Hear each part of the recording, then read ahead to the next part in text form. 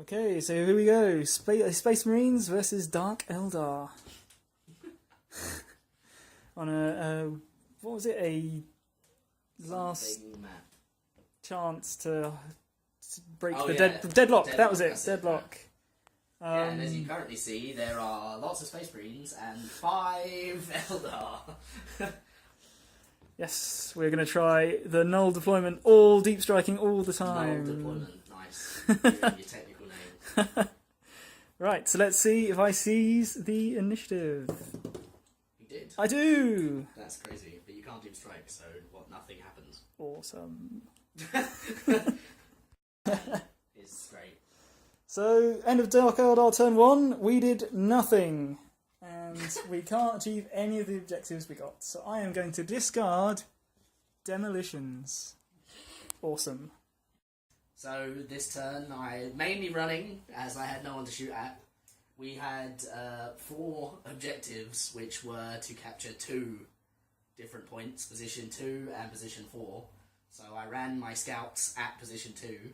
So I've got 2 victory points from my scouts over here, which is 70 points well spent. And 2 victory points from my Terminators, who are happily holding that. And everyone else has just run. The other Space Marines have hid in a building.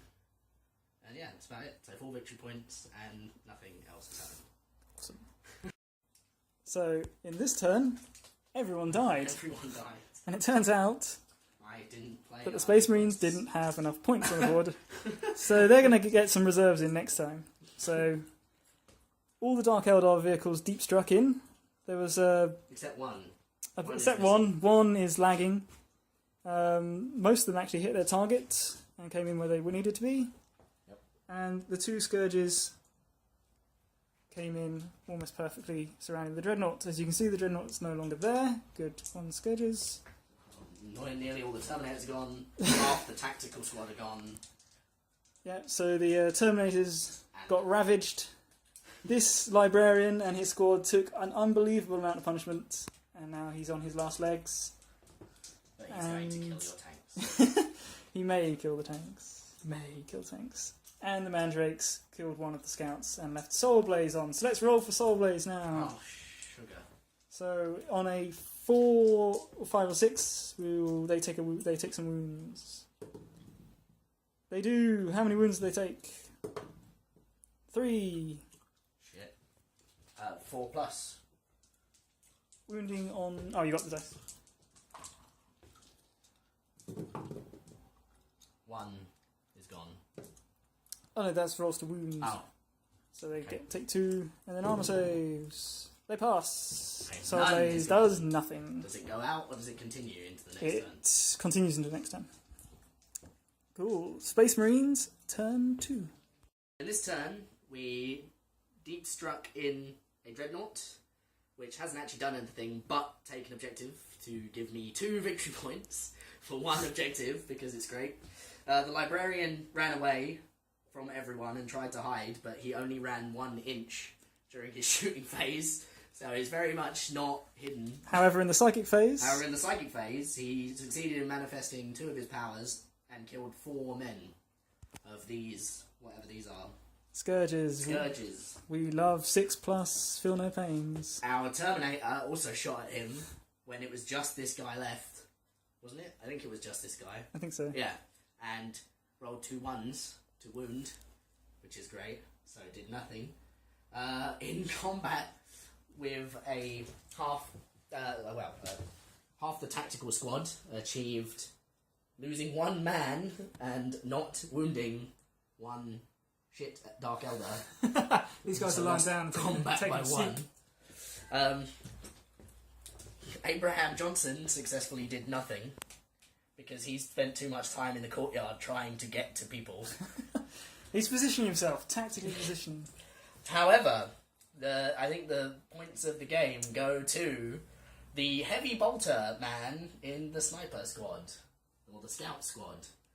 He successfully rolled 3 6s in a row to blow up the raider and take a wound from the sexy leader woman. Oh yeah, sexy bra save did not protect. So she's got couldn't bra save to the win. And kills an incubus. So yeah, good.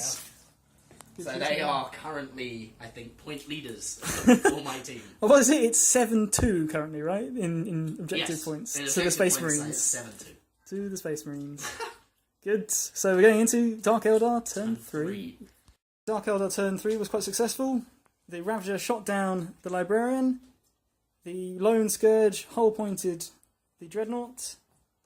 A combination of the Venom, mandrakes, and I guess the Succubus, but she didn't hit, wiped out the scouts, and the Ravager took down the Marine captain, and the Succubus was in range to secure the objective, and we got Kingslayer. So pretty good turn for Dark Eldar, turn 3. Oh, and nothing happened in that pillow fight in the corner with the Scourges and the Tacticals. assault that will win me the game. And the Dreadnaught blew up the Venom, and then the 3 surviving Cabalites ran away. By punching it in the butt. Just because I'd feel bad if I was ridiculously late. So we're calling the game here at the end of turn 3. Well, we can resolve turn 3. We could see what would happen now. If you could just end those Marines. Let's kill the Marines. Come on then. So we got what, 5 Scourges? How many are left? Yeah, there's 5, so you get 5 hits. Hitting on 4s. 2 hits. Wounding on 5. Oh, shit. Wounding on 5s. Sorry. 1 wound. Gone. Down with the Marine. Yep, 1 Marine gone. So I get, I now get what? 3, 4, 5 hits. 5 attacks. Hitting on 4s. Good hitting. Wounding on 3s. All wounding. All wounding, saving on 4s. Wow. 1 save. Saving on, 2 saves. feel no pain on 5s. Yeah. No one dies. Combat. Oh, I lost combat. You lost by 1. What happens? Oh, Morale check on leadership. 8, I think. Yeah. Fine. We're in. So The combat continues. to round 4. Woo! People have tried to get closer to it, but have still not arrived, and the combat continues. So we're calling it there, and so currently it stands at what? 7 to 8 to 8 5. to, I think, so 1, 2, 3, 4, 5, and then a line breaker, I guess. So Yeah. 8 to 6 to the Space Marines. Wow. They would stay alive. Okay, cool. That's it. Hello, and welcome to the post-battle tactical discussion. Unfortunately, my camera didn't take any pictures for context, so you're stuck looking at my Taos Pain engine. So this battle was characterised by my decision to make everything in my army that could deep strike, with the mandrakes starting the game and trying to stay alive whilst everything else came on. Now, I didn't think this was going to work particularly well, especially when we rolled the particular mission that we did, which for those that don't know is makes the earlier turns of the game very important, as that is when you get the most opportunities to collect objective points, and which steadily decreases as the game goes on. So turning up in turn 2, at least, as soonest, with most of my army, I thought wasn't going to work so well. But I got fairly lucky and everything all came in, apart from one venom. So it ended up working not too badly. The real advantage to doing this was that I was able to leverage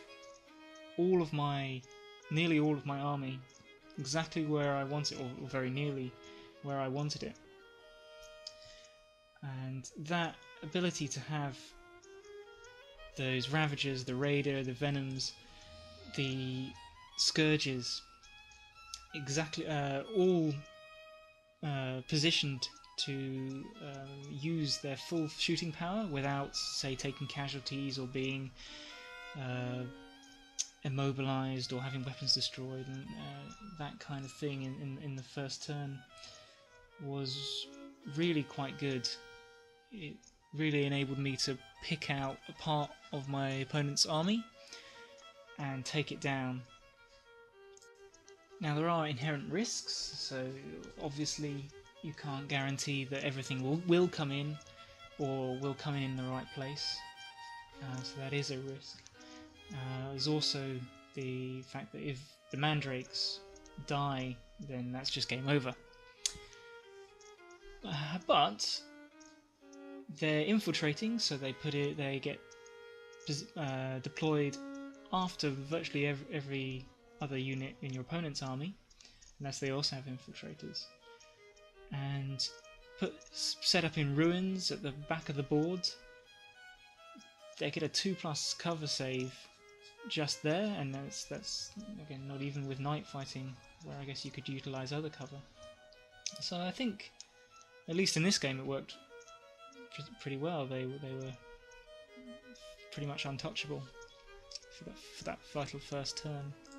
Getting the first turn was also very, very helpful, as it meant that my opponent only had one turn in which to move around and collect objectives before I could then start doing something, rather than the 2 he would have had if I had gone second. So a bit of luck there. To mention the scourges, they are little workhorses. I really am enjoying using them. They're so good at taking down vehicles, which can otherwise cause you a lot of trouble as Dark Eldar. What I was also surprised at is how they were able to survive the retribution once they struck, and I didn't deploy them in any kind of cover, or perhaps as well as maybe I could have. But one squad really weathered quite a large amount of psychic pyromancy attack, and one member survived and went on to harass the dreadnaught. The other squad was very surprised to how well they stand up to tactical marines in combat, which I wasn't really expecting. And I don't think I was... maybe I was a little bit lucky to do some wounds on the marines, but the combination of a 4+ save and a 5+ feel no pain starting in turn 3 is really makes them quite durable. And I guess the deep striking army idea does play into that what was it called? Power from Pain rule table. So as a whole, I'm pretty happy with this army. Much more confident that the all deep strike idea is a viable option, and I think the elements within the army work quite well together. It's a shame the game didn't go on into later turns. We had to stop playing early, as I think we could have got quite a few more objectives and maybe won the game if it had gone on a bit longer. But that's life sometimes.